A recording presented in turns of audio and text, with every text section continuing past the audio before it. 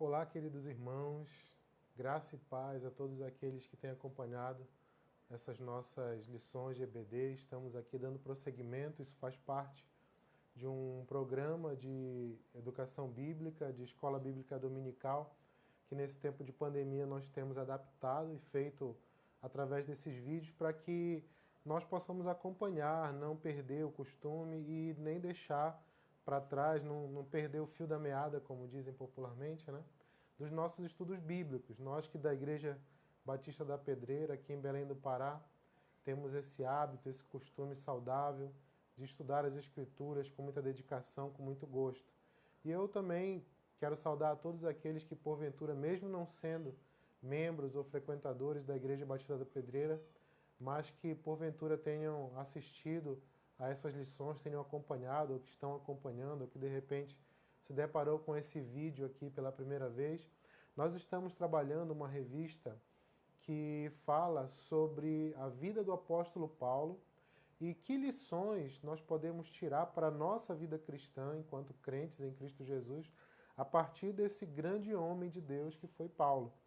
Nós temos visto uma sequência de lições nas quais várias das palavras do apóstolo Paulo, que estão ali no Novo Testamento, e vários aspectos da sua vida têm servido de exemplo e de lições para que a gente possa entender como melhor doutrinarmos, como melhor nós guiarmos a nossa vida a respeito da nossa fé para Deus e de uma maneira geral para termos uma vida muito mais saudável no espírito e também no corpo, por que não, né? Bem, como nós fazemos sempre, vamos iniciar com uma oração.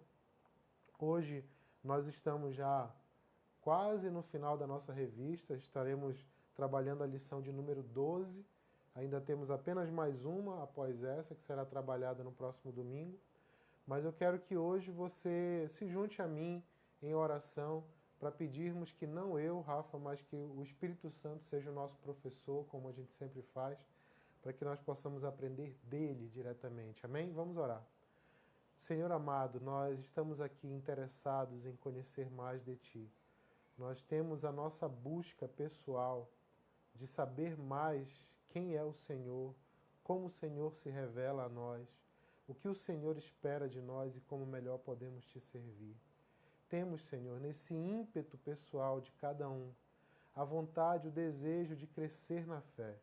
Como diz a Tua própria palavra, que nós possamos vir a conhecer a estatura completa, possamos conhecer a profundidade, a largura, o comprimento, que possamos conhecer a Cristo em todos os seus aspectos, em todas as suas esferas.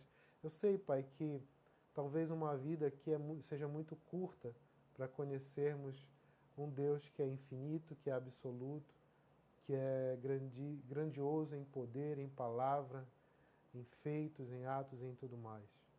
Mas, Senhor, a nossa busca, ela é, de uma maneira positivamente falando, obstinada. O que eu quero dizer é que nós não desistiremos.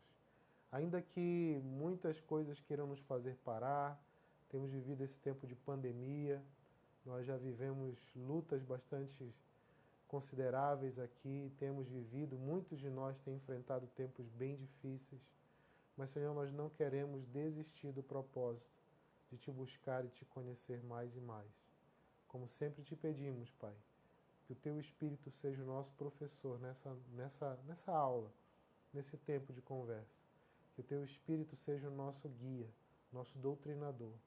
Que seja o único Espírito com autoridade para nos ensinar, para nos orientar. E que nesses próximos minutos, nosso cérebro, nossa mente e o nosso coração sejam tomados pelo Teu entendimento. Ajuda-nos a aquietarmos-nos agora e aguçarmos a nossa mente, o nosso coração, o nosso espírito, para Te ouvir e para conceber em nós aquilo que o Senhor quer falar, aquilo que o Senhor quer nos orientar e nos dizer. Entregamos a Ti todo esse propósito e esperamos do Senhor a orientação que precisamos para a nossa vida, em nome de Jesus. Amém. Bem, queridos, como eu falei, nossa lição hoje é a lição número 12 da revista que fala a respeito da vida do apóstolo Paulo. Eu tenho elogiado sempre, quando tenho dado algumas dessas lições aos irmãos. Eu tenho sempre falado palavras de muito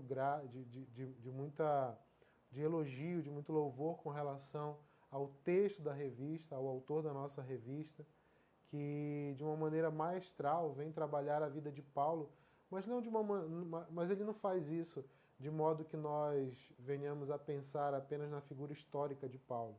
De certo modo, às vezes a gente até esquece que estamos falando de ensinamentos a partir do apóstolo Paulo. Por quê? Porque no fundo, os ensinamentos do apóstolo Paulo são ensinamentos bíblicos. E por entendermos que a Bíblia é inspirada por Deus, nós estamos falando então da própria palavra de Deus. Hoje, nós temos uma lição que se chama A Vida Após a Vida. A vida após a vida. Vamos falar sobre uma coisa chamada ressurreição. Você já ouviu falar disso? Certamente, se você frequenta a igreja, você já ouviu falar de ressurreição. Ou, de repente, você pelo menos conhece o termo, já viu na Bíblia alguma coisa, mas muitas vezes nós não conhecemos profundamente. Não que esse vídeo tenha a intenção de trabalhar profundamente o tema, mas muitas vezes nosso conhecimento é extremamente superficial. E de repente a gente acha que ressurreição é alguma coisa muito específica, ou muitos crentes, muitos cristãos pensam que Jesus ressuscitou, mas que a ressurreição que é dita na Bíblia com relação a outras pessoas, que vai acontecer no fim dos tempos, será uma ressurreição diferente. E às vezes quando a gente vai conversando a respeito, a gente não consegue desenvolver muito bem como nós imaginamos isso. Por quê? Porque muitas vezes o nosso conhecimento é limitado e a Bíblia é muito vasta com relação a esse tema. O apóstolo Paulo tratava esse tema de uma maneira crucial. Nós podemos perceber pelos textos bíblicos do Novo Testamento que ressurreição é um tema que sempre fez parte da doutrina cristã, desde a igreja primitiva, de uma maneira muito consistente. Na verdade, nós podemos afirmar que a doutrina da ressurreição é uma doutrina rudimentar. O que seria rudimentar? Basilar, básica, que forma fundamento, ela é fundamental, ela é essencial para a fé cristã. Se isso significa dizer o quê? Significa dizer que se eu e você dissermos que cremos em Jesus Cristo, mas nós não acreditamos, não cremos na ressurreição, nossa fé ela não está alicerçada na verdade, ela não está completa, ela não está balizada de uma maneira correta.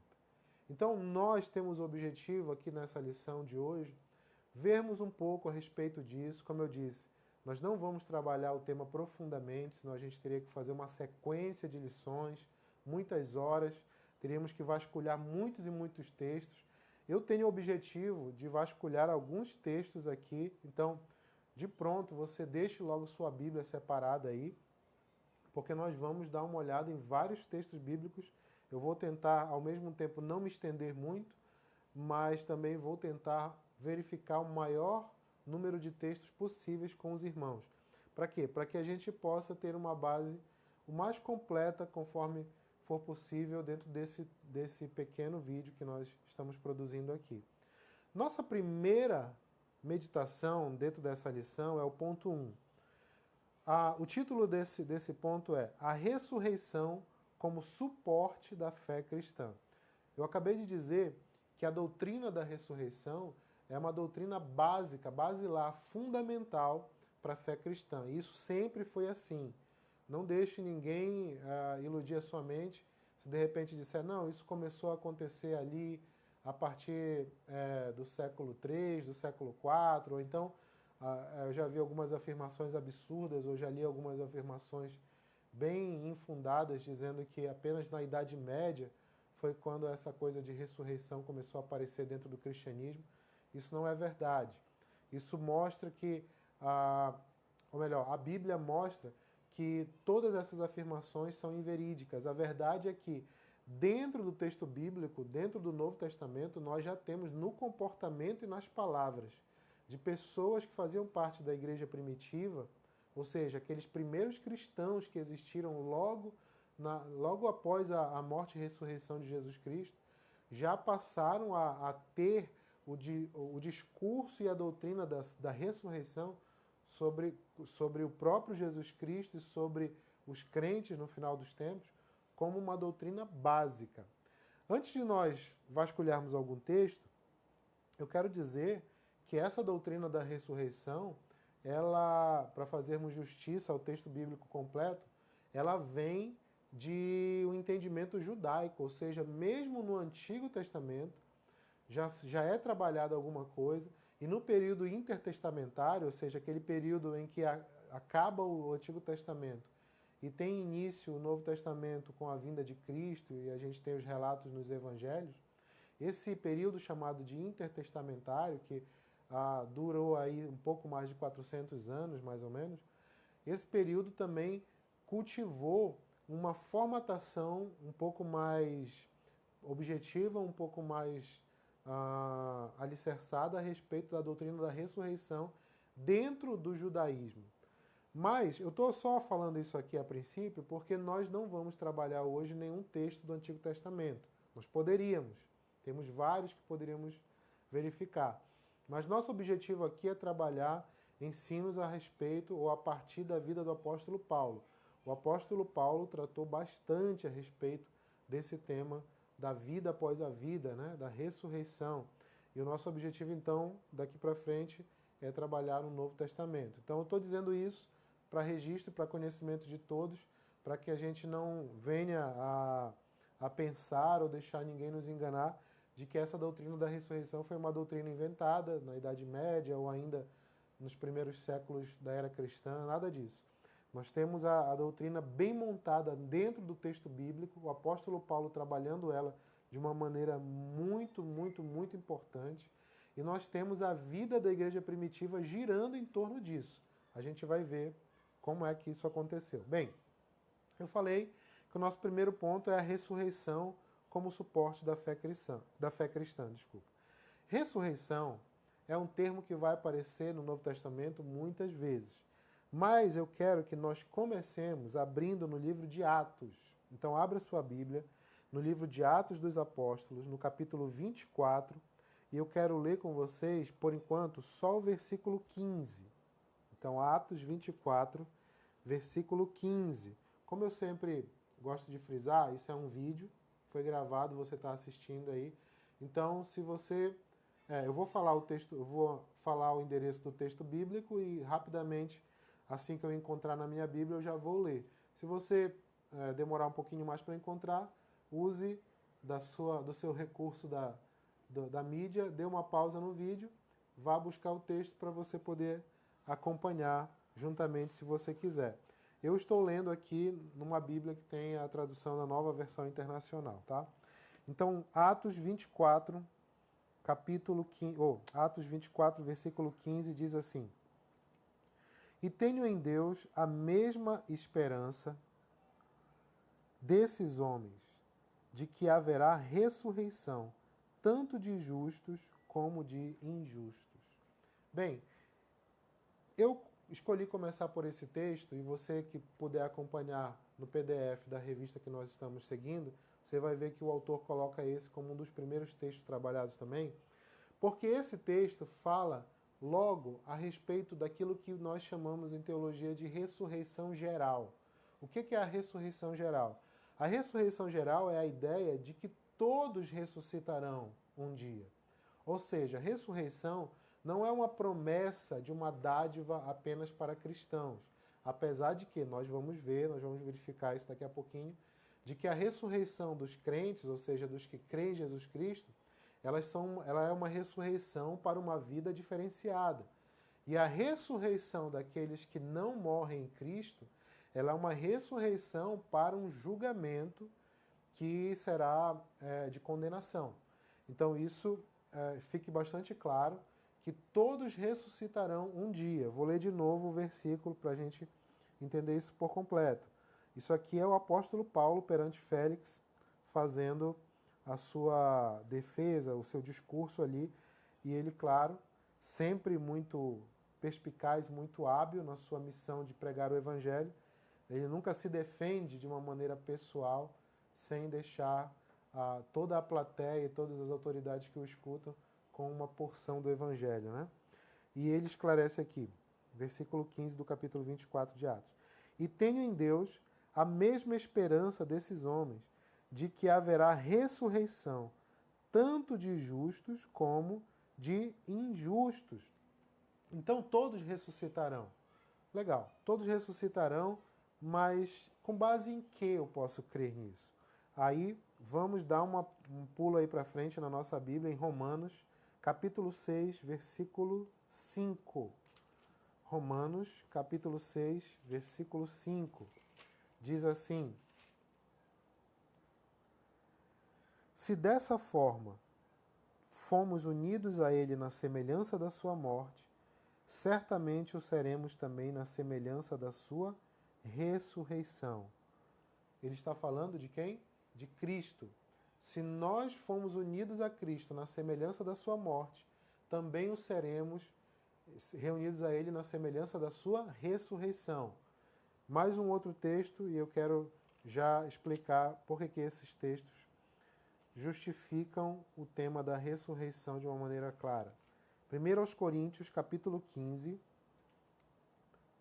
que fala justamente sobre a ressurreição de Cristo, mas eu quero ler com vocês a partir do versículo 12. Diz assim, 1 aos Coríntios 15, de 12 a 16, e depois só o versículo 21. Diz assim: ora, se está sendo pregado que Cristo ressuscitou dentre os mortos, como alguns de vocês estão dizendo que não existe ressurreição. Aliás, desculpa, a ênfase é outra. Ora, se está sendo pregado que Cristo ressuscitou dentre os mortos, como alguns de vocês estão dizendo que não existe ressurreição dos mortos? Se não há ressurreição dos mortos, nem Cristo ressuscitou. E se Cristo não ressuscitou, é inútil a nossa pregação, como também é inútil a fé que vocês têm. Mais que isso, seremos considerados falsas testemunhas de Deus, pois contra ele testemunhamos que ressuscitou a Cristo dentre os mortos. Mas se de fato os mortos não ressuscitam, ele também não ressuscitou a Cristo. Pois se os mortos não ressuscitam, nem mesmo Cristo ressuscitou. E aí a gente pula para o versículo 21. Visto que a morte veio por meio de um só homem, também a ressurreição dos mortos veio por meio de um só homem. O apóstolo Paulo está trabalhando a ideia aqui de que a ressurreição de Cristo, ela é a fundamentação para a ressurreição dos demais que morrem. Então a ressurreição dos mortos está pautada, ela está fundamentada no fato de que Cristo ressuscitou. E ele faz uma comparação pelo argumento, porque se todos morremos em Adão, todos ressuscitaremos em Cristo. Afinal, Cristo veio ser, nas palavras do próprio Paulo, o segundo Adão, aquele que veio, assim como a morte entrou no mundo por meio de um homem chamado Adão, a vida entrou no mundo por meio de um homem chamado Jesus Cristo. Então a ideia trabalhada aqui é essa. Eu quero ler com vocês, ainda em 1 aos Coríntios, o capítulo 6, no verso 14, em mais um texto muito importante a respeito da ressurreição, a partir das palavras do apóstolo Paulo. Diz assim: por seu poder, Deus ressuscitou o Senhor e também nos ressuscitará. Deus ressuscitou a Jesus e também nos ressuscitará. Outro texto, agora em 2 aos Coríntios, capítulo 4, verso 14. 2 aos Coríntios, mais um livrinho aí para frente, capítulo 4, verso 14.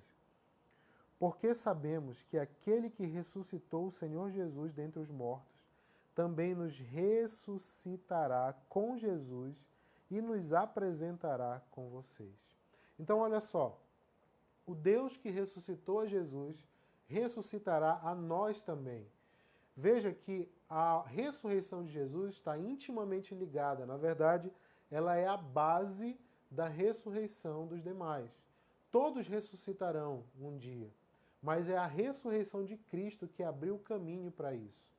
Nós precisamos entender que, como diz aquele hino, né, muito bonito, muito forte, porque ele vive, posso crer no amanhã. Mas parafraseando isso, eu posso dizer, porque ele vive, porque ele ressuscitou, eu viverei, eu ressuscitarei. E isso está muito claro na Bíblia. Eu poderia ir em mais outros textos, mas nós precisamos progredir, caminhar aqui. E a gente precisa entender que isso como se fosse assim, fazendo uma fundação para um prédio ser edificado. Esse prédio tem o objetivo de alcançar, imagina que o topo desse prédio é a ressurreição dos mortos, de todas as pessoas. Então a fundamentação, ou seja, a base desse prédio, ela é construída em cima de quê? Em cima da ressurreição de Cristo. Amém? Espero que esteja compreendido aí esse primeiro ponto. Dessa forma, a cruz de Jesus decreta a morte da morte e a ressurreição de Jesus decreta a nossa ressurreição, ou seja, vida após a vida. Lá em Apocalipse, no capítulo 20, no versículo 14, nós não vamos ler agora, mas você pode pesquisar lá depois, Apocalipse 20, 14, diz literalmente que a morte morrerá. Um dia a própria morte será condenada, já está condenada, mas será de uma vez por todas lançada numa morte eterna. A própria morte morrerá. Ainda em Apocalipse, no capítulo 20, versículos 12 e 13, isso eu quero ler com vocês. Apocalipse, capítulo 20, versículos 12 e 13, nós lemos que vi também os mortos, grandes e pequenos, em pé diante do trono, e livros foram abertos. Outro livro foi aberto, o livro da vida. Os mortos foram julgados de acordo com o que tinham feito, segundo o que estava registrado nos livros. O mar entregou os mortos que nele havia, e a morte e o Hades entregaram os mortos que neles havia, e cada um foi julgado de acordo com o que tinha feito. Só reiterando o que eu já disse aqui para vocês. Todos um dia ressuscitarão. Existem alguns que creem que a morte é um descanso eterno para justos e injustos, e não importa como a pessoa viveu, o que ela creu, o que aconteceu na vida dela, a morte é um descanso eterno e é um fim igual para todos. Isso não é bem assim. De acordo com a Bíblia, se você crê na Bíblia como eu, que é verdade e é a palavra de Deus, então você vai descobrir que aqueles que morrem, morrem, mas ressuscitarão, todos ressuscitarão. Aqueles que morrem para condenação, ou seja, não morrem em Cristo, ressuscitarão para serem julgados e condenados. Aqueles que morrem em Cristo vão ressuscitar também em Cristo para a vida eterna. Vamos progredir aqui com mais um texto em Romanos, voltando para lá para trás, em Romanos. Abra no capítulo 10, nós vamos ler Romanos 10, 9, que diz assim, Romanos 10, 9. Se você confessar com a sua boca que Jesus é Senhor e crer em seu coração que Deus o ressuscitou dentre os mortos, será salvo. Vou ler de novo. Se você confessar com a sua boca que Jesus é Senhor e crer em seu coração que Deus o ressuscitou dentre os mortos, então você será salvo. Não sei se você consegue perceber claramente aqui o que Paulo está querendo dizer, mas ele está de uma maneira muito categórica, afirmando que a ressurreição de Cristo, crer na existência e no fato da ressurreição, é algo crucial para a nossa salvação. O que ele quer dizer aqui? Ele quer dizer que não basta crer que houve um homem muito sábio, um rabino, um mestre, um doutrinador, ou um grande espírito de luz chamado Jesus Cristo, e que ele pode nos ensinar coisas boas, que ele veio para ensinar a humanidade como viver bem, como ter saúde, como ter paz, como ter prosperidade. Isso pode até acrescentar muitas coisas boas em nossa vida, mas isso não é salvação, isso não é crucial e isso nem é elemento essencial para a salvação. Ou seja, para que nós possamos obter e absorver a salvação que gratuitamente Deus nos dá no amado, que é Cristo Jesus, nós precisamos entender, confessar e crer dessa maneira, como Paulo afirma aqui em Romanos 10, 9. De novo, se você confessar com a sua boca que Jesus é Senhor, Senhor é relativo a Deus, Ele é Senhor. E Ele, como Deus e como Senhor, Ele manda, você obedece, por assim dizer, isso assim de uma maneira bem geralzona, claro que teologicamente não é simples assim, mas Senhor, Ele é Deus. Se você crer que Ele é Senhor, ou melhor, se você confessar com a sua boca que Ele é Senhor e crer em seu coração que Ele ressuscitou, que Deus o ressuscitou dentre os mortos, você será salvo. Então veja que a ressurreição de Cristo, ela é uma base, ela é uma coluna para a sua fé. Então se de repente você está aí achando que crê em Jesus Cristo, mas a ressurreição não é uma coisa muito firme na base da sua fé, eu aconselho você a estudar isso, eu aconselho você a ir buscar na Bíblia, muito além desse vídeo, dessa lição, algo mais profundo a respeito disso, para que a sua fé esteja baseada nisso. Ou seja, se nós não crermos que Jesus ressuscitou dentre os mortos, então a nossa fé ela está... Imagina um tripé, eu estou aqui gravando esse vídeo, bem aqui na minha frente tem um tripé segurando o equipamento. Esse tripé ele é formado por 3 hastes, por 3 bases. E essas 3 bases, elas formam a sustentação para o equipamento pesado que está em cima dele. Essa sustentação, ela depende desses 3 pés, dessas 3 colunas. Se eu retiro uma dessas colunas, essa base não consegue ficar firme. Isso que Paulo está dizendo. Nós precisamos que a nossa fé esteja firme. Firme em quê? Na crença de que Jesus é Deus, Ele é Senhor, de que Ele morreu sim, mas Ele ressuscitou dentre os mortos, e isso precisa fazer parte da nossa confissão de fé. Por isso que ele diz que nós precisamos crer e confessar. Confessar com a nossa boca e crer com o nosso coração. Amém? Bom, esses textos todos estão nos mostrando que nós não podemos desprezar a ressurreição e pensar assim, ah não, isso não é muito importante, isso é um assunto que é mais para pastor, é mais para teólogo. Meu irmão, minha irmã, se você não está conseguindo, se eu não estou conseguindo, aliás, ser claro o suficiente, eu espero que o Espírito Santo possa trabalhar melhor essa questão com você a partir de hoje, porque a ressurreição é um tema essencial. Se você talvez não seja perguntado sobre isso, talvez você não precise falar sobre isso com as pessoas com muita frequência, mas o seu coração precisa estar firmado nessa doutrina, de que Cristo ressuscitou dentre os mortos de verdade. E o que significa que ele ressuscitou de verdade? Significa que ele não ressuscitou de uma maneira mística, como alguns querem fazer parecer, como alguns até querem fazer a gente crer. Ele não ressuscitou de uma maneira alegórica, ele não ressuscitou de uma maneira meramente espiritual. Por que eu estou dizendo meramente espiritual? Não. Porque ele ressuscitou sim de uma maneira espiritual, mas não meramente. O que eu quero dizer? Que ressurreição envolve corpo. Eu quero trabalhar com vocês outro texto que vão ajudar a gente a deixar mais robusto esse nosso entendimento a respeito da ressurreição. Vamos lá em Romanos, aliás, já lemos Romanos 10, 9, mas vamos voltar para o capítulo 4 de Romanos, no versículo 25. Então, Romanos 4, 25, que diz assim: Ele foi entregue à morte por nossos pecados e ressuscitado para nossa justificação. Ele foi entregue à morte por nossos pecados e ressuscitado para nossa justificação. Justificação já foi tema de uma das nossas lições aqui. Se você não assistiu, vai lá, procura aí nos vídeos do YouTube, do canal da Igreja Batista da Pedreira, na playlist de EBD, e você vai ver que nós já temos uma lição lá. Eu esqueci agora o título da lição especificamente, mas uma delas que nós falamos bem sobre justificação.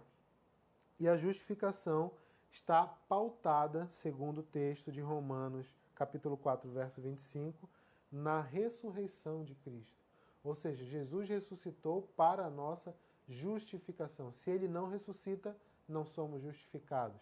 Espero que isso esteja engrossando aí o seu conhecimento a respeito da ressurreição.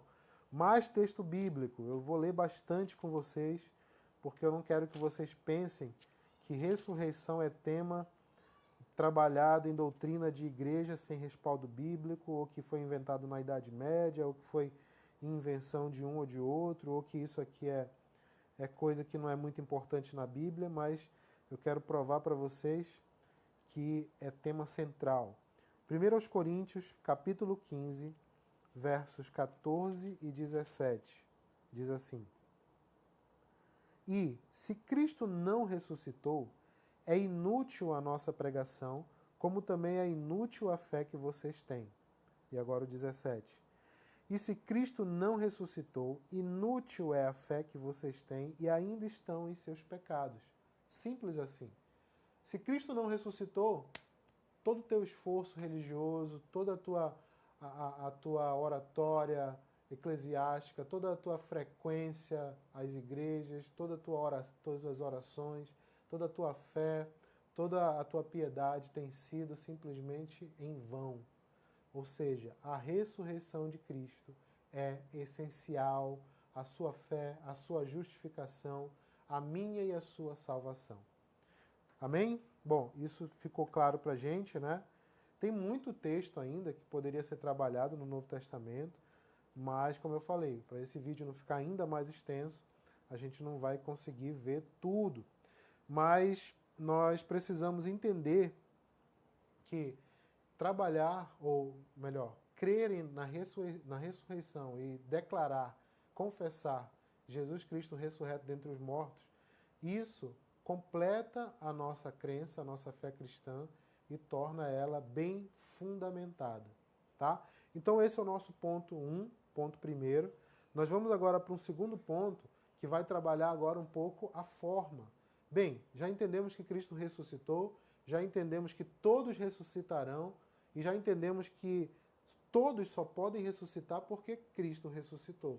Também eu falei para vocês em alguns momentos que a ressurreição dos salvos não é igual ou não tem uma destinação igual à ressurreição dos não salvos. E nós vamos ver agora no ponto 2 um pouco mais como isso vai acontecer. Ponto 2. Ponto 2 da nossa lição tem como título: Como será? Como será a ressurreição? Como isso vai acontecer? 1 Coríntios, capítulo 15, verso 52, diz assim: Num momento, num abrir e fechar de olhos, ao som da última trombeta, pois a trombeta soará, os mortos ressuscitarão incorruptíveis e nós seremos transformados. O termo que Paulo usa é num abrir e fechar de olhos. A trombeta soará. O abrir e fechar de olhos é uma forma de falar que significa algo que acontece instantaneamente. É repentino, é como um flash, é muito rápido. E ao soar da trombeta, num abrir e fechar de olhos, como um piscar de olhos, seremos ressuscitados. Um outro texto referente a isso é 1 Tessalonicenses 4,16. Diz assim: Pois, dada a ordem, com a voz do arcanjo e o ressoar da trombeta de Deus, o próprio Senhor descerá dos céus, e os mortos em Cristo ressuscitarão primeiro. Olha só, ao soar da trombeta, o próprio Senhor descerá dos céus, e os mortos em Cristo ressuscitarão primeiro. Então veja bem, a ressurreição, ela não será um processo longo, não acontecerá por etapas. De repente alguém possa fundamentar uma doutrina como a doutrina da reencarnação, né? Que diz, não, você morre, seu espírito volta em outro corpo e vai, e assim você vai se preparando até virar um espírito de luz. Isso não tem nenhuma fundamentação bíblica, isso não tem nenhuma base bíblica. Se você crê nisso, você precisa crer nisso por outras vias, que não o próprio texto bíblico. E nenhuma das outras formas de você pensar em ressurreição que não sejam de uma maneira repentina, de uma maneira como um momento único, como um evento único, não está baseado no texto bíblico. Por quê? Porque quando nós temos a figura do soar da trombeta, a própria frase soar da trombeta significa como uma coisa que é autorizada a acontecer, como algo que é determinado naquele momento a acontecer de uma maneira a vir à tona de uma vez por todas.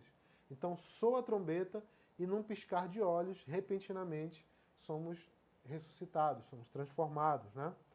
Outro texto, João, capítulo 6, lá no Evangelho de João, capítulo 6. Nós vamos ler 3 versículos. Versículos 40, o 44 e o 54. Então, João 6,40 primeiro, diz assim: Porque a vontade de meu Pai é que todo aquele que olhar para o Filho e nele crer, tenha a vida eterna, e eu o ressuscitarei no último dia. Vamos para o 44. Ninguém pode vir a mim se o Pai que me enviou não o atrair, e eu o ressuscitarei no último dia. E agora, por fim, o versículo 54. Todo aquele que come a minha carne e bebe o meu sangue tem a vida eterna, e eu o ressuscitarei no último dia. Jesus reiterando, repetindo, falando por 3 vezes pelo menos, a gente poderia ler, se você tiver aí a oportunidade, tempinho suficiente para ler todo o texto, o contexto de todos esses textos que eu estou trabalhando aqui, você vai entender de uma maneira muito mais rica isso, mas pelo menos esses textos que nós estamos lendo aqui de uma maneira mais objetiva, já são muito claros para nós entendermos o que a Bíblia quer dizer. Então perceba que o próprio Jesus afirmou como é que isso acontece. O crente será ressuscitado por ele no último dia. Isso será um ato único, uma coisa repentina, como eu tenho dito aqui. O nosso autor da revista coloca uma frase que eu separei aqui, eu quero ler para vocês. Ele diz assim: a ressurreição não depende de nosso querer, não depende de nossas obras, nem mesmo de nossa fé. Vai acontecer, foi uma decisão de Deus e pronto. Então perceba que a ressurreição é um fato profetizado, dito, prometido e vai acontecer. Não está dependendo de como você age, de como você crê ou não. Mortos ressuscitarão. Ressuscitarão para a condenação ou para a vida eterna em Cristo Jesus. Uma outra frase que é dita aqui, aliás, não, a gente tem tempo para isso? Corroborando essa frase que eu li do autor da nossa revista, vamos ler Atos 17, 31. Atos 17, 31, que diz assim: Pois estabeleceu um dia em que há de julgar o mundo com justiça, por meio do homem que designou, e deu provas disso a todos, ressuscitando-o dentre os mortos.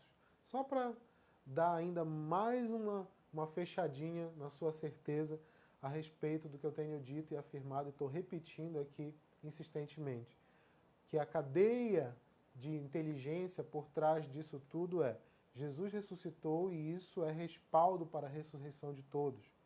Todos ressuscitarão. Os que não morreram, não morrem em Cristo Jesus, ressuscitarão, infelizmente, tristemente, mas por justiça de Deus e por determinação da soberania de Deus, ressuscitarão para a condenação, para serem julgados e condenados. Aqueles que morrem em Cristo ressuscitarão para a vida eterna. E isso não tem a ver com o que alguém faz ou deixa de fazer, como a gente acabou de ler aqui no versículo 31 do capítulo 17 de Atos. Estabeleceu um dia, ele estabeleceu um dia, ele resolveu, ele determinou, isso está certo. Ele estabeleceu um dia em que há de julgar o mundo com justiça por meio do homem que o designou, Jesus Cristo, e deu provas disso a todos. Qual é a prova que nós temos de que esses acontecimentos futuros são reais? A prova é que Deus ressuscitou Jesus Cristo dentre os mortos. Simples. Então, por que é tão importante a doutrina da ressurreição? Porque ela é fato, ela foi estabelecida, ela vai acontecer, e porque ela é fundamentada pela ressurreição de Jesus Cristo. Então, se Jesus não ressuscitou, tudo isso aqui é balela, tudo isso é mentira, tudo isso é invenção, e a Bíblia, de maneira direta ou indiretamente, todos os textos bíblicos vão caindo como efeito dominó. Então não dá para você esquartejar a Bíblia, e eu sei que muitos até dizem assim, tem teólogos muito importantes até, de certa maneira, aí, relevantes na sociedade dos séculos passados e até no presente, que afirmam que Jesus não ressuscitou de fato, que a ressurreição dos mortos é algo alegórico, não é algo literal.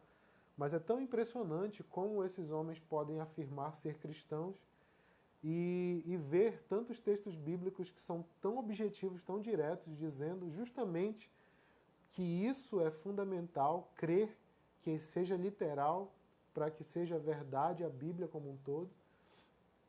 E, não, e ainda assim essas pessoas conseguem fazer afirmações dando um jeito de querer dizer que a ressurreição de Cristo e a ressurreição final dos mortos é algo que não é literal, não é real. Mas nós não vamos crer assim, amém? Outra frase que eu separei aqui do autor da nossa revista, que vai bem direto ao ponto, é: a ressurreição de Jesus também coloca o mundo sob juízo. A gente acabou de ver um indício disso aqui, né? Quando nós lemos Atos 17:31. Ou seja, a ressurreição de Jesus também tem a função de colocar o mundo sob juízo, debaixo de julgamento. Seu retorno em poder e glória trará galardão aos crentes, e eu vou já ler um texto com vocês sobre isso, e juízo aos descrentes. Colocará o ponto final na história, iniciará uma nova história. Ele chama de meta-história, ou seja, uma história além da história. Né? Fazendo um pouco uma analogia e parafraseando um pouco os termos que a gente tem sobre história da humanidade, nós estudamos a história, né? E nós temos a pré-história. O que seria a pré-história? Seria aquele período antes da história, né? Mas é uma história já, né? Então talvez até nessa mesma esteira de pensamento, o autor diz, depois disso haverá um ponto final na história e nós vamos ver uma meta-história, um além da história, uma nova história. E essa nova história, ela será totalmente diferente, de acordo com aquilo que a Bíblia nos ensina. Vou repetir a frase dele agora, sem interrupção, para que a gente possa ter ela completa e ler o versículo que vai dar base para a gente em algum ponto aqui. A ressurreição de Jesus também coloca o mundo sob juízo. Seu retorno em poder e glória trará galardão aos crentes e juízo aos descrentes. Colocará o ponto final da história e fará com que todos os joelhos finalmente se dobrem diante de Jesus. Nós vamos ver Mateus 13, 41, 43. Evangelho de Mateus, capítulo 13, versículos 41 a 43. Diz assim a palavra de Deus: o Filho do Homem enviará os seus anjos, e eles tirarão do seu reino tudo o que faz tropeçar e todos os que praticam o mal.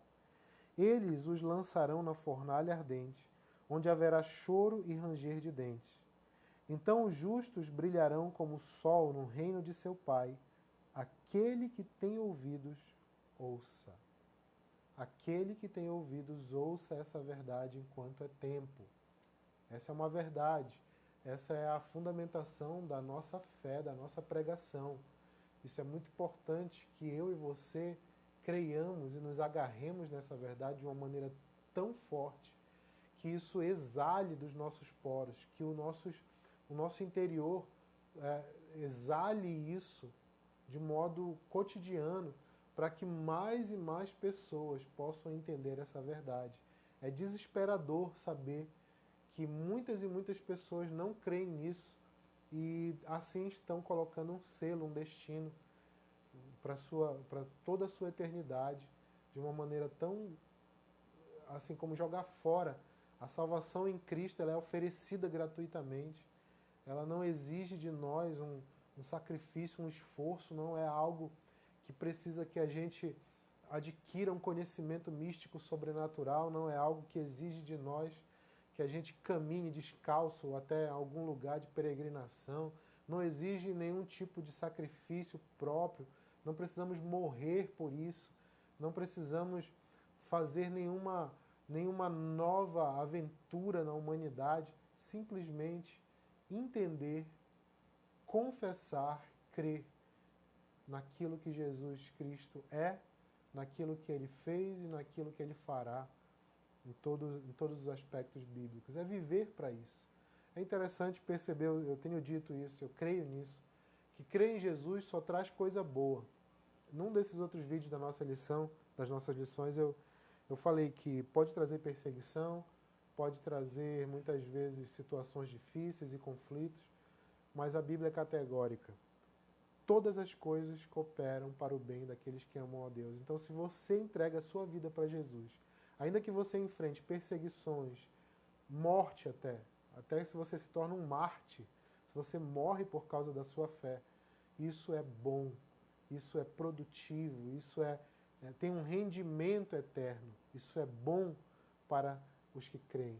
Então, eu sei que pode parecer um discurso às vezes meio alucinado isso, né?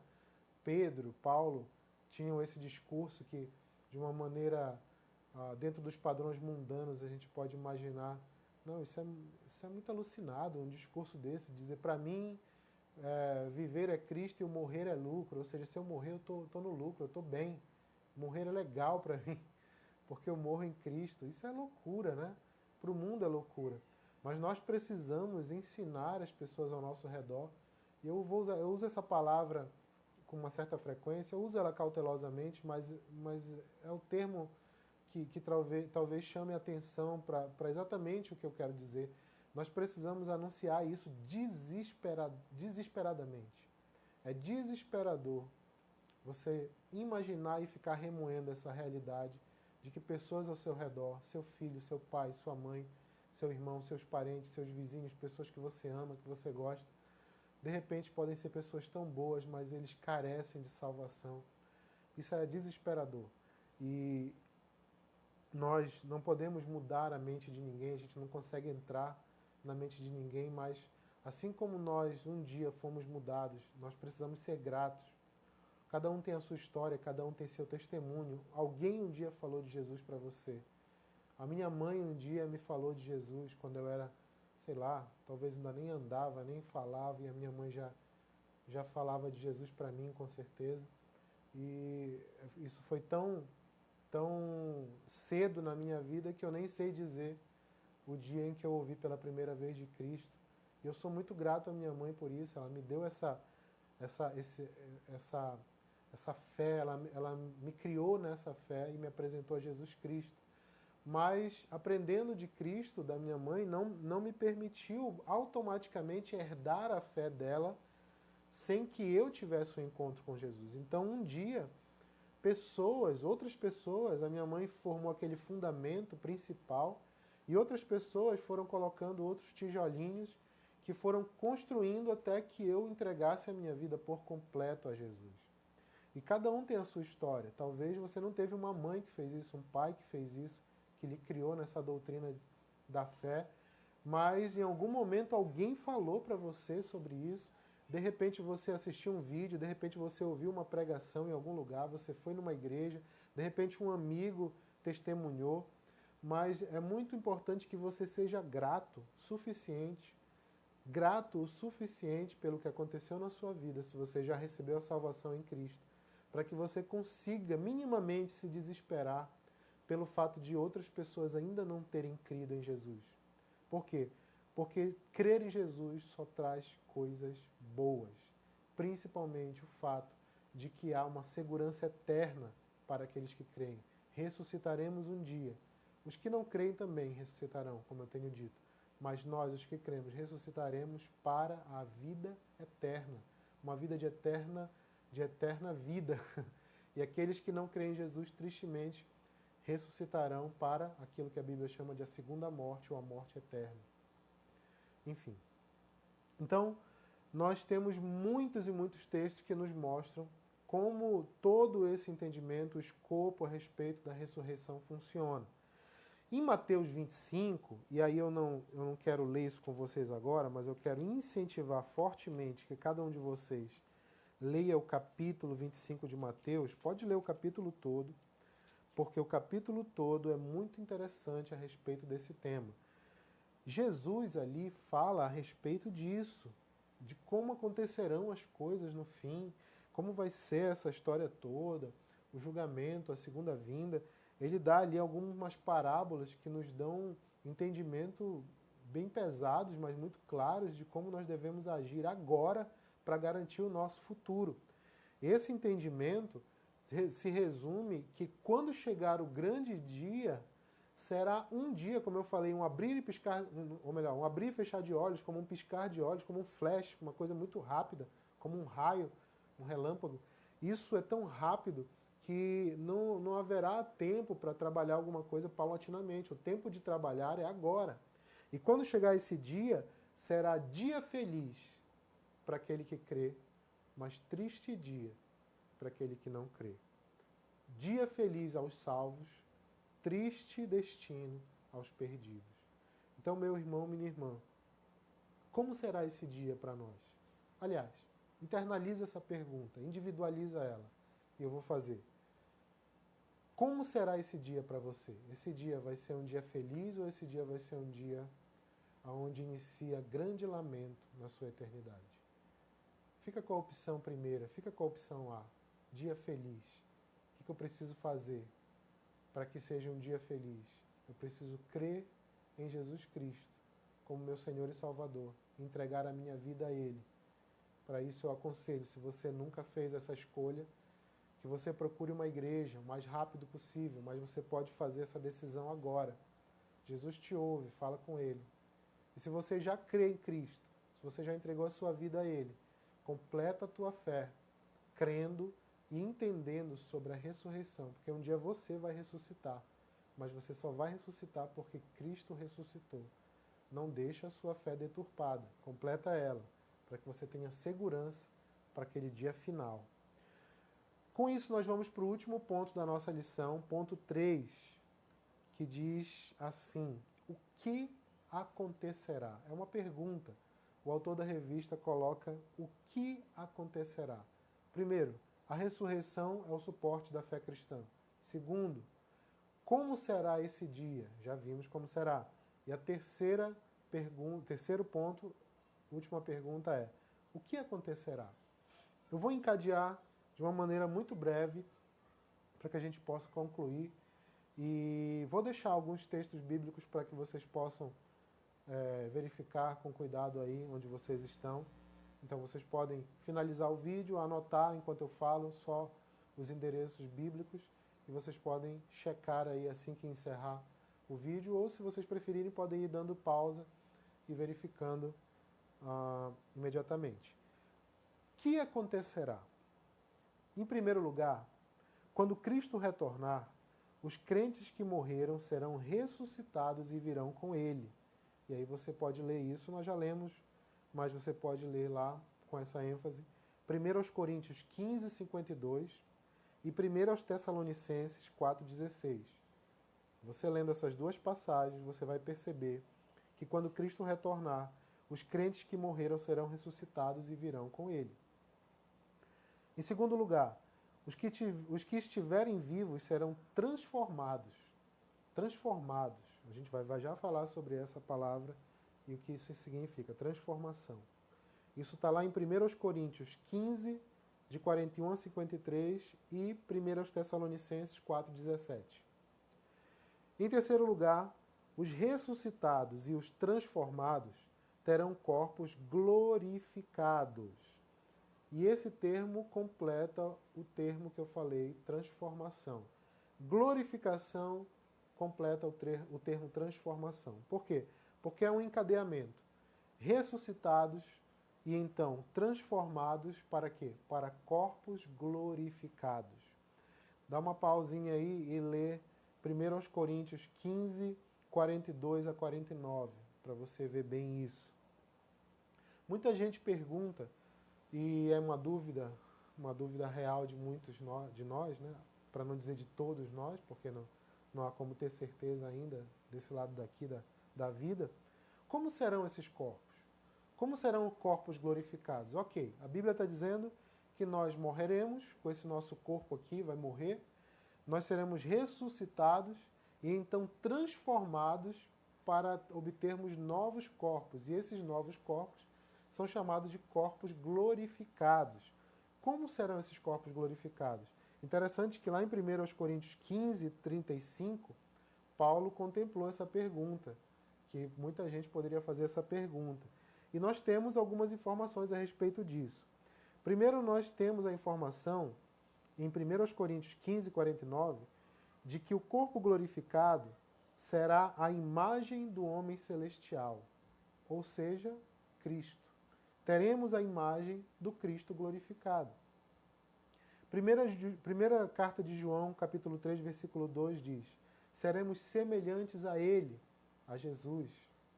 E Lucas 24, 39 e 40 deixa claro que o Cristo ressuscitado, ele tinha já esse corpo glorificado, e ele não era um espírito, mas ele era um corpo vivo. Essa passagem eu quero ler com vocês.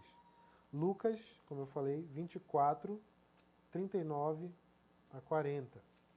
Evangelho de Lucas, capítulo 24, do verso 39 ao verso 40. Jesus ressuscita e aí acontece isso aqui. Vejam as minhas mãos e os meus pés. Sou eu mesmo. Toquem-me e vejam. Um espírito não tem carne nem ossos, como vocês estão vendo que eu tenho. Tendo dito isso, mostrou-lhe as mãos e os pés. Jesus estava falando com os seus apóstolos, com os discípulos, e ele estava mostrando que ele havia ressuscitado de verdade. Por quê? Qual era a dúvida colocada em posição ali? De que, de repente, o que eles estavam vendo era um espectro. Eles estavam vendo, de repente, a figura, quase como que um fantasma, mas que não era o Jesus Cristo ressurreto. De repente, eles pensaram, não, o corpo dele está lá no sepulcro, e ele está aqui como espírito, ou seja, o espírito dele saiu do corpo, porque o corpo faleceu, morreu, e ele está aqui manifesto explicitamente em alma, em espírito. Bom, Jesus combate isso na hora. Jesus disse, espírito não. Olha o que ele disse assim claramente, né? Nós lemos o 39 e o 40, vou ler o 39. Vejam as minhas mãos e os meus pés, sou eu mesmo. Toquem-me e vejam. Um espírito não tem carne nem ossos, como vocês estão vendo que eu tenho. Então, olha só o que ele trabalha, olha só o que ele diz. Um espírito não tem carne nem ossos, como vocês estão vendo que eu tenho. Ou seja, Deus havia ressuscitado Jesus Cristo de fato, em verdade, não apenas em espírito. Se ele era meramente um espírito, ele seria algo assim, mais ou menos como a gente viu naquele filme Ghost, né? Para os mais antigos aí. Naquele filme, claro que é um filme totalmente fictício ali, tem um contexto todo ficcional, mas tem a realidade do espírito. O homem morre, o Sam, né? O Sam morre, e aí ele ainda vaga por aqui, por essa terra, em espírito, é só a alma dele, e aí ele atravessa pelas coisas, pelos objetos, mas aí também ele pode aprender, ele consegue aprender a pegar, a ter o tato nos objetos e tal, mas ele é meramente um espírito, ele só consegue ser visto por quem é supostamente uma médium ali e tal. Então, esse contexto todo, ele vem de uma realidade que foi construída ao longo do tempo, mas não é uma realidade bíblica. Só que, supostamente, os próprios apóstolos, os discípulos, naquela época, já tinham alguma conotação dessa cultura, que é uma cultura muito antiga, é uma crença, é algo que alguns estudiosos chamam de dualismo filosófico grego. O dualismo grego que dizia o quê? Que nós somos compostos de alma e corpo, ou espírito e corpo, né? Ou corpo e alma, enfim. Nós temos uma parte material e nós temos uma parte imaterial. Dizia o dualismo, os adeptos desse dualismo grego filosófico, que aquilo que é material é corrupto. Presta atenção. Diz que é corrupto. A matéria é essencialmente má. E aí você talvez já comece a dizer, opa, mas isso a Bíblia diz também, né? Vamos lá, vou completar a ideia para você comparar com o que você já leu na Bíblia. E eles diziam que o espírito, pelo contrário, não era mal. Ele era bom, ele era incorrupto. Talvez você possa encontrar vários elementos, né? Para aqueles que participam ou já participaram das aulas da escola discipular lá na igreja Batista da Pedreira, a gente já viu bastante isso, né? Para os nossos alunos lá, quando a gente vê o módulo sobre o Evangelho de João, a gente fala muito sobre isso, sobre a apresentação que João faz, o dualismo joanino, né? O dualismo grego, como é que isso é trabalhado. Não é o nosso tema aqui, não se preocupa que eu não vou entrar nesse aspecto agora, mas eu estou falando que havia uma crença muito antiga, há uma crença na verdade, mas desde aquela época de Jesus já havia essa crença, essa cultura que vem de algumas filosofias gregas antigas, e dizem até que a filosofia grega já abocanhou de outras filosofias orientais mais antigas ainda, a crença de que a matéria é esse corpo, essa matéria em que a gente vive, o nosso corpo, ele é mal em essência, ou seja, ele é mal, não importa como ele se comporte, ele é essencialmente mal. Então ele se torna uma prisão para a alma, porque a alma é boa, mas a alma está lá dentro, ela está aprisionada no corpo.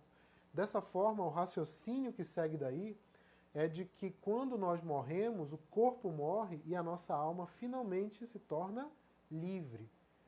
Isso é um pensamento tão antigo, mas você e eu já vimos, talvez alguém na televisão, um artista famoso, dizendo que crê numa coisa parecida com isso. Isso está por aí em muitas religiões, em muitas ideologias, em muitas crenças, inclusive crenças e ideologias que se dizem cristãs. Então, cuidado com isso, tá?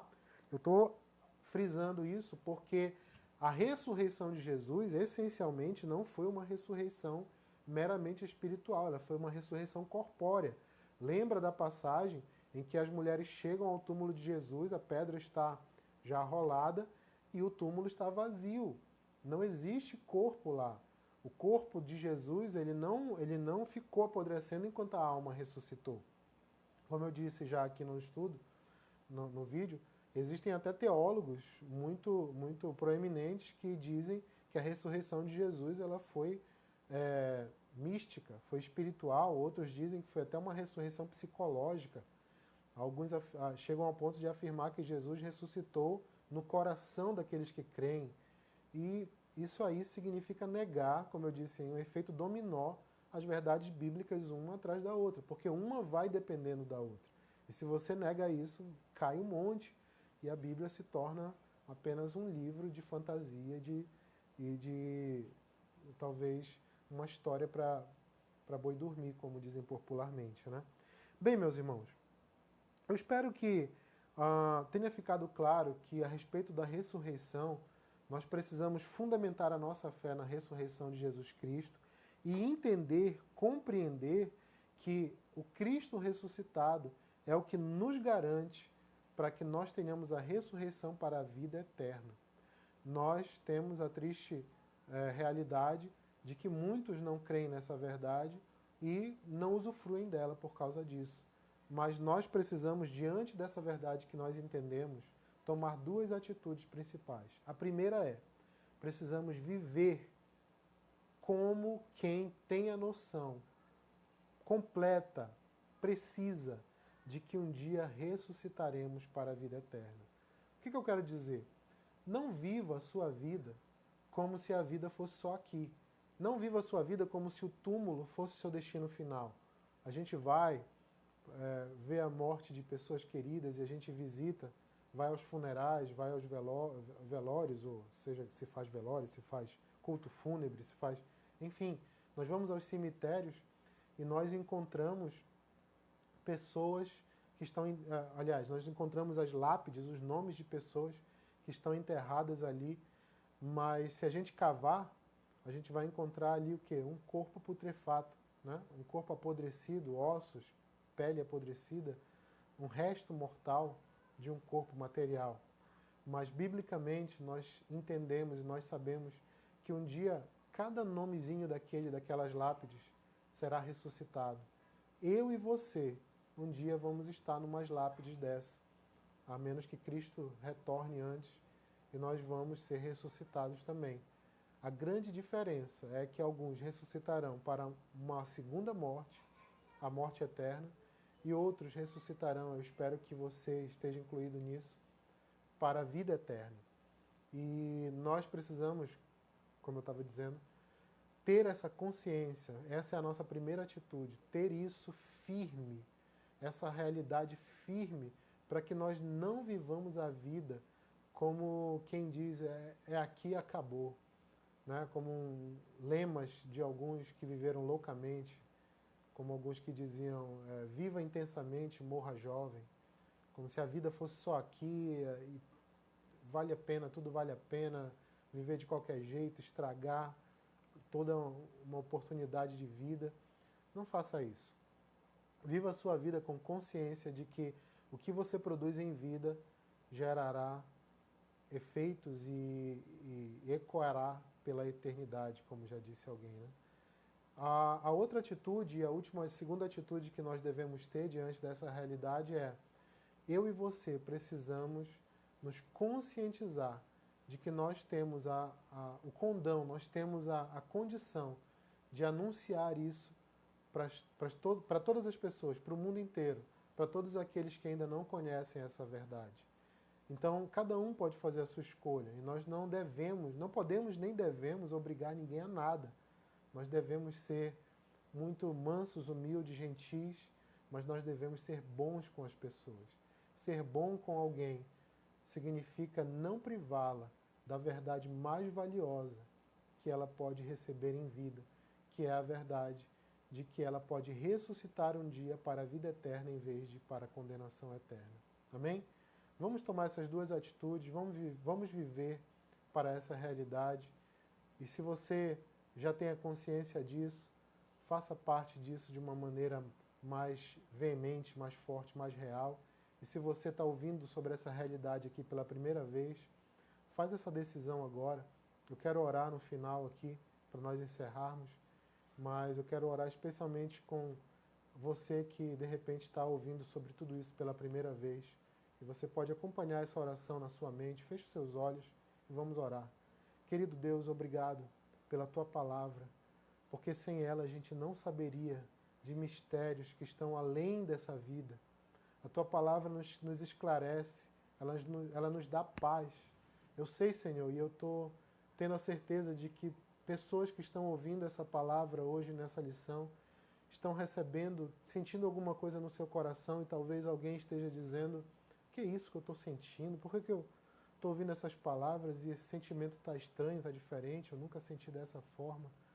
Senhor, que esse sentimento, que essa verdade que está sendo dita, que está sendo trabalhada na mente, no coração dessa pessoa, possa redundar em que ela tome uma decisão, a decisão mais importante da vida dela, que ecoará pela eternidade. Porque essa decisão é a única que será capaz de fazer a diferença para que, em vez de um dia ela seja ressuscitada para a condenação eterna, ela venha a ser ressuscitada para a vida eterna. Porque disso nós já entendemos, todos ressuscitaremos. Então, aqueles que fazem essa oração comigo, podemos entregar a nossa vida. Você pode repetir essas palavras: Senhor, eu entrego a Ti o meu coração. Senhor, eu entrego a Ti a minha vida. Eu quero ressuscitar um dia, não para ser julgado e condenado, mas eu quero ser ressuscitado para a vida eterna em Cristo Jesus. Eu Te agradeço por essa oportunidade, Senhor, de ser salvo e de receber a vida eterna, em nome de Jesus. Amém.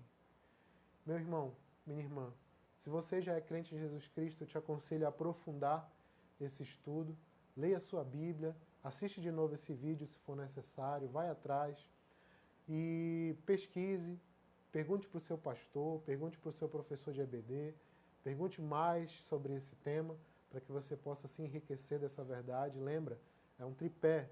A ressurreição é um dos 3 pés, supostamente 3, né? Mas é um pilar, é uma coluna fundamental da fé cristã.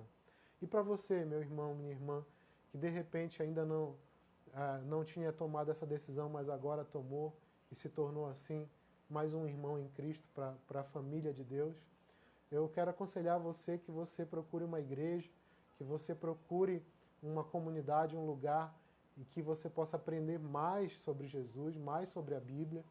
E se você quiser participar juntamente conosco, você pode procurar a Igreja Batista da Pedreira. Embaixo de cada vídeo desse que nós fazemos aqui tem um endereço, tem o telefone, o contato, e você pode nos procurar ou até mandar uma mensagem através desse canal aqui no YouTube ou de outros canais da Igreja Batista da Pedreira, para que nós possamos entrar em contato. É um prazer poder ensinar, poder aprender também, e é um prazer poder conversar sobre qualquer coisa, qualquer dúvida que porventura alguém queira compartilhar conosco. Fica com Deus, que Deus abençoe cada um de vocês e que nós possamos viver para Cristo e um dia, muito felizmente, ressuscitar para a vida eterna em Cristo Jesus. Fica com Deus.